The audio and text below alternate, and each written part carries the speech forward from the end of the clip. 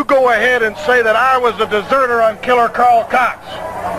You know what's wrong with Carl Cox? He doesn't have any brains. He's stupid. And the reason why I left the ring is because I believe in an efficient partner. That means if I'm in trouble or if I have something planned and he is not in the corner, Gordon Soley, I do not have to stay in the ring with a man like that. Now that I have 2 belts, if anybody has got the guts enough to challenge me for it, well, all I got to say is bring it on. Well, Mr. Slater, first of all, you are the Southern Heavyweight Champion. I can't dispute that. But you mean to tell me that you can't dispute anything, Gordon Soley. Right here is the facts. And if you got time enough to sit down and think about it, Gordon Soley, other than voicing your big mouth opinion, then do it on your time, but not on mine. Well, that suits me just fine, Mr. Slater. May I just point out that his comment is rather absurd. He's holding 1/2 of the U.S. Tag Team Championship, but Carl Cox doesn't want him as a partner. He wants him as an opponent. So I don't know what's going to happen with that U.S. Tag Team Championship belt. But right now we're set for our next match. Let's turn it over to our ring announcer, Mike Moore. This match is for 1 fall with a 10-minute time limit. Introducing from Mexico, weighing 235 pounds, Raul Mata. His opponent from Tampa, weighing in at 240 pounds, Dick Slater.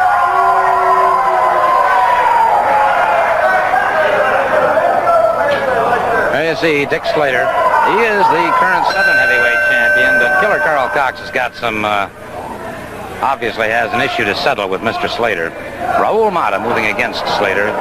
Mata, it'd be difficult to say who would have the edge in speed in this. Slater's the bigger of the 2 men, probably longer reach. But speed-wise, Slater's exceptionally fast, but so is Mata. Mata very quickly with a head scissors, and it was Slater breaking free.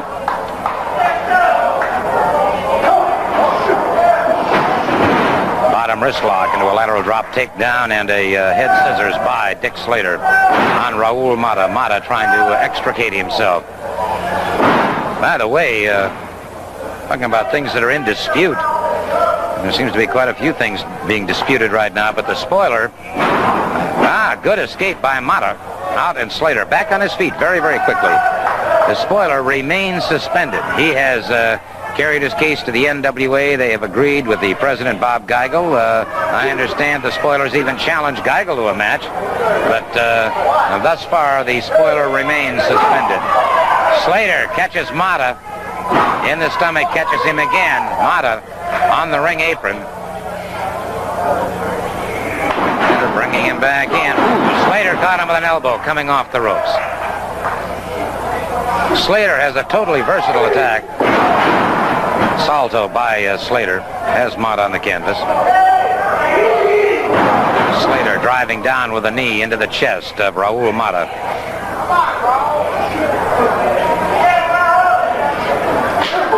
Slater chopping across the throat. And that resounded throughout the entire sportatorium.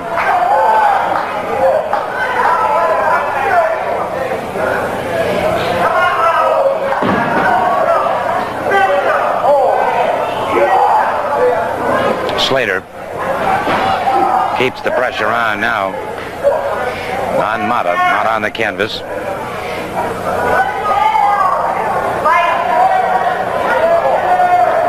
By the way, he might just... And a good move by Mata, bridging up. Almost had Slater's shoulders to the canvas, a count of 2.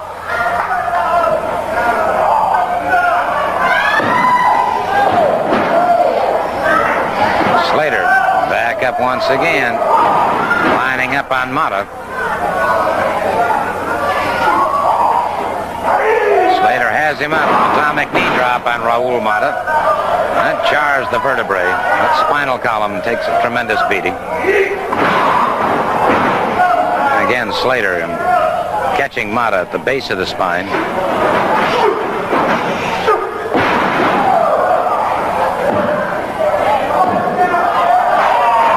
Swing slam. Mata fires back. Mata catches Slater again. Slater drives that elbow in. Mata fires away again, and Mata is back with both feet. Slater driven back against the ropes, and Mata closes in. Mata curves him across the ring, charges in. Is up for a head scissors. Slater trying to fight it, could not. Mata Executing a head scissors on Dick Slater, Raul Mata. Reversal there. And Slater clamping down, and Slater using the sleeper hold. Dick Slater using the sleeper hold. And Mata fading into blackness now, obviously has to be fading into blackness. Dick Slater. And I had no idea that Slater had the sleeper hold capability. Douglas firing back in exchange of forearms now. And Morocco rocked a little bit, and that smug, confident smile suddenly disappeared, and a look of rage crossed his face. Douglas watching him closes in once again. Morocco now using those feet very effectively, and it is Douglas circling his man.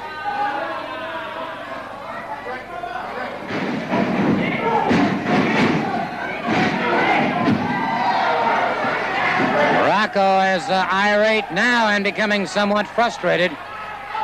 Douglas eyeing his man carefully.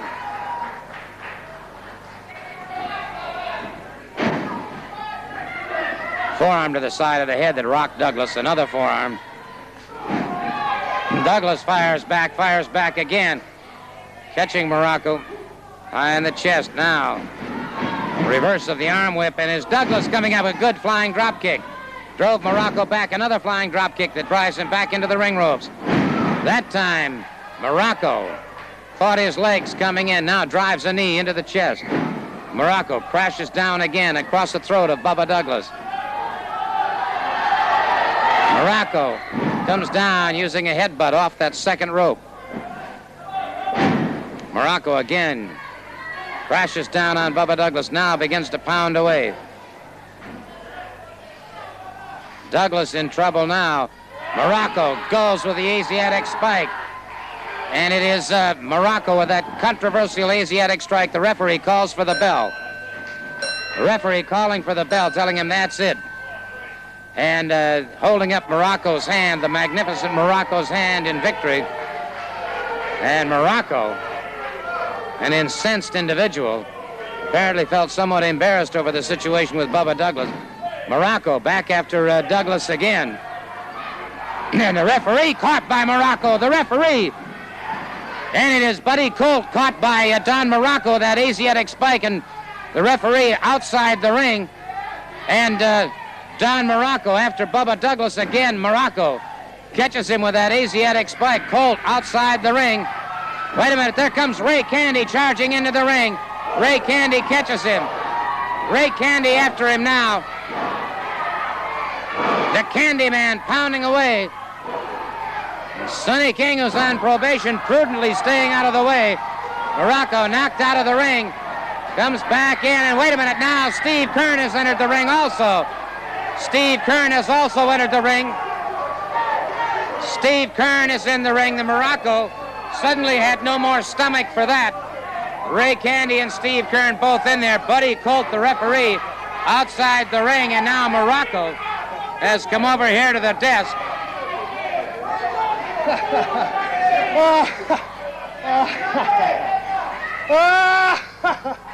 Look at them. Look at them coming. They all know they're on the list. They're all coming. They're looking out. They're worried, Gordon Soley. Everybody's worried now. They know I'm here. They know how good I am, how good I can be, and how bad it's going to be on everybody else. They're all coming. They're all coming. They can't stay out of the ring. Everybody's coming. Everybody's coming now. Ooh. Came charging in. That youthful exuberance, a headlong charge into Siegfried Stanke, and that proved to be a costly error on Jim Garvin's part. Stanke put one of those German boots, a flying drop kick by Stanke. So twice now Garvin has been caught coming off those ropes. Garvin manages to power out before the count of three, but Stanke now using the boot to snap mare. Stanke crashes down with an elbow into a lateral press on Jim Garvin. Garvin is able to power out. See Killer Carl Cox in the upper right-hand corner of your screen shouting encouragement to Jim Garvin. Good move. Stonky powered out. Stonky in behind his man, goes for the atomic. Good block by Garvin. Garvin swept the foot in. Jim Garvin into the spinning toe hold. Garvin has the spinning toe hold. And this young man has Stonky in trouble. No, sir, Stonky has conceded. Siegfried Stonky has conceded the spinning toe hold applied by Jim Garvin.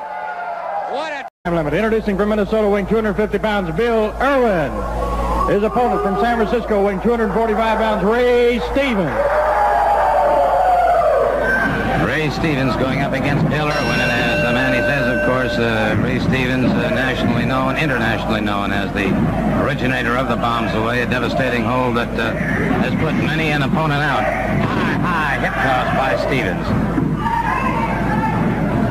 Irwin, very aggressive, very tough competitor. Good side headlock by Ray Stevens. Manny, I imagine you watch matches as often as you can, too, to pick up traits and habits of other wrestlers, to look for their weak points and their strong points. That's right, Gordon. You know, I study film of wrestling matches just like a football player would study film of an opposing team they're ready to face. Just like young kids go out and they look at these guys and they study them, and someday they want to be like this. Well, that's what I do. In my spare time after I'm through working out, I get in the film room, I watch the film. I watch people like Ray Stevens, watch his moves, Dusty Rhodes. I watch all these. This is the only way you can learn anything. Just watching that film over and over. Irwin whipped into that turnbuckle now, and Stevens moves back against him again. Stevens with an arm whip off the far ropes. Backdrop that has Irwin in trouble. That lumbar region has to take an awful lot of punishment from the back and full body slams like we just saw. It sure does. It takes a lot of punishment. It takes some wind out of you. Lets the man get an upper hand on you. As you can see, Ray Stevens using all scientific moves. The man is climbed. The man is already. You don't need to change his style. He's got a super style, and it's all scientific. There you have it. Ray Stevens emerging victorious, and let's go over there and talk to him for just a minute, Manny.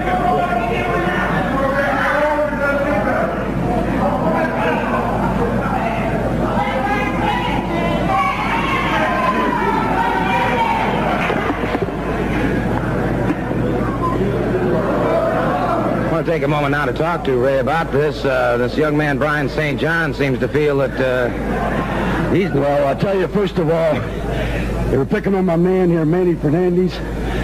He's a good friend of mine from Texas, and he called me up and told me he needs a little help. And this St. John claims that he is the greatest with the bombs away. Well, let me tell you something. I invented the bombs away, and you're not going around claiming that you done it. So I'm openly challenging you anywhere, anytime, in a back alley, in an arena, or any way you want it, my friend. You got to challenge.